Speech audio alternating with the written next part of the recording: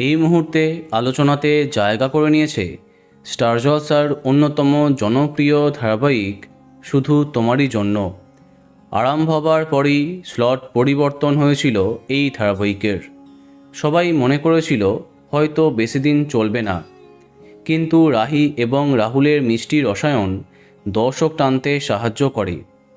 এই দুই চরিত্রে শুভ্রজিৎ সাহা এবং দীপানিতা রক্ষিত সবার মন জয় করে নেন। কিন্তু গতকালকেই সামনে আসে সবচেয়ে খারাপ খবরটা। পায়ের চোট ভয়াবহ আকার ধারণ করায় আর শুটিং চালিয়ে নিয়ে যেতে পারছিলেন না অভিনেতা। তাই শুধু তোমারই জন্য থেকে সরে আসবার সিদ্ধান্ত নিয়ে নেন শুভ্রজিৎ। সামাজিক মাধ্যমে সেই বিষয়ে তিনি বিস্তারিত জানিয়েছেন। যদিও অনেক দর্শকের অনুমান নায়িকা দীপানিতার সাথে তার মনোমালিন্যের জেরেই এই কঠিন পরিবর্তন। কারণ যাই হোক, তাকে ছাড়াই এবার এগিয়ে চলবে শুধু তোমারই জন্য।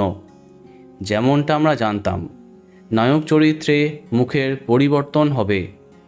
এবার থেকে রাহুল চরিত্রে দেখা যাবে স্টার জলসার জনপ্রিয় টেলি অভিনেতা সায়ন বসুকে। হ্যাঁ, রানী ভবানী, দুই শালিক প্রভৃতি জনপ্রিয় ধারাবাহিকের পরে শুধু তোমারই জন্য ধারাবাহিকে নতুন রাহুল হয়ে কামব্যাক করছেন তিনি। সম্প্রতি শুটিং আরম্ভ করেছেন তিনি, কিন্তু ইতিমধ্যে বেশ কিছু প্রশ্ন তাকে ঘিরে।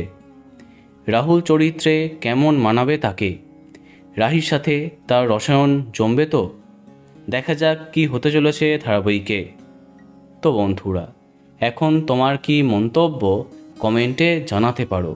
আর এই রকমই আরও অনেক ভিডিও পেতে সাবস্ক্রাইব কারেন্ট বস। ধন্যবাদ।